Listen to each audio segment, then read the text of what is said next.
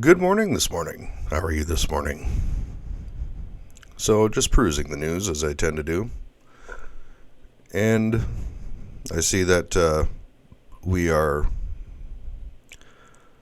55 hours from President Trump taking the oath of office as I record this. And I'm just looking at more commutations by the current resident of 1600. We're up to 4,000 now. Be sure to like and subscribe. Let's get right into it. Yesterday, President Biden commuted the sentence of 2,500 people, as you can see. On December 12th, he commuted the sentence of 1,500 people. So we're up to 4,000. We're up to 4,000 now. Now, the vast majority of these, his administration states, are nonviolent drug offenders who would be receiving far shorter sentences now than they had received at their original date of sentence. I don't have a huge problem with non-violent drug offenders being commuted sentences just because of how I feel about the drug war and its ineffectiveness, its detrimental effect on society. Yes, the drug war has had a detrimental effect on society. You could say that the drug war has had almost as much of a detrimental effect on society as the drugs themselves. As we have learned, prohibition does not work. Prohibition does not work. Most illicit drugs should be decriminalized, and only those who deal it should be seen as the criminal. The end user is the victim.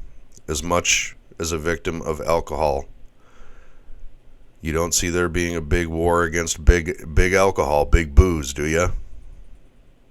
And a lot of people could claim that alcohol is just as destructive as any other drug.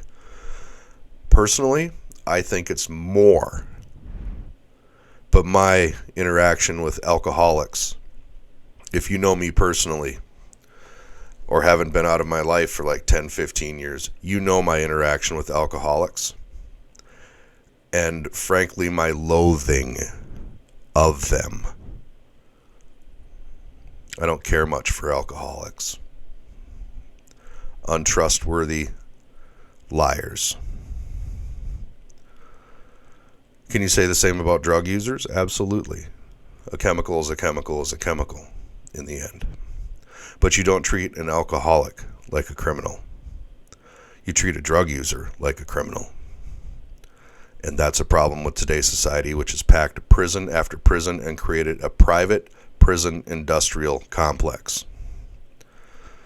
So when it comes to commutation of 4,000 non-violent, as long as they're non-violent and they haven't committed any other crimes that would justify them being in prison, I'm for the commutations. I have no problem with it. Here's where my issue starts. We're 55 hours away as of the recording of this. You know damn well that we're going to see a wrath of pardons like we've never seen before for legitimate criminals. The commutation of nonviolent drug offenders' sentences is a good thing. What he did with Hunter, I understand that's his baby boy, is an example of where he's going to go over the next 55 hours. I believe we are going to see pardons the likes of which you've never seen before. I anticipate, and I could be wrong, but I don't think I am. I have a feeling he's going to pardon Mayorkas, Hillary, and he's going to pardon a bunch of other people that we don't even expect out of his administration, the State Department, the Diplomatic Corps.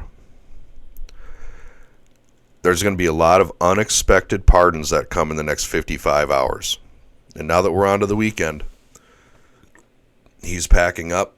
He's out of there Monday, Sunday night, maybe even tonight, Saturday night. Look for the news to drop. It may start trickling out, but we're going to see some astonishing things. I've said in previous videos, we are on the brink of unprecedented times. I'm glad that we're able to get to today, because I was deeply concerned that the people in charge of this administration, because I've said numerous times it's not Joe, that the people in charge of this administration would rather watch the world burn than allow Donald Trump to get in office again. I still have concern. We have 55 hours left. And those people still have their hands on the levers of power, even once Trump is in there, until he sweeps clean, and he has to sweep clean. The entire 6th and 7th floor of the State Department needs to be fired. It needs to be a whole house cleaning. State Department, CIA, FBI, NSA, the whole deal. I read an article the other day, a story about how the Trump administration was going through the NSA and asking career NSA officers, not appointees, career officers, loyalty tests. Now, I'm for that and against it in ways, but sweeps clean. A lot of these people are about to get pardoned. That's my prediction. You're going to see a lot of people, a lot of unexpected people get pardoned. Mayorkas, Hillary. I wouldn't be at all surprised if Joe pardoned himself on the way out the door. It's going to be crazy. It's going to be crazy. And we have 55 hours until Joe goes.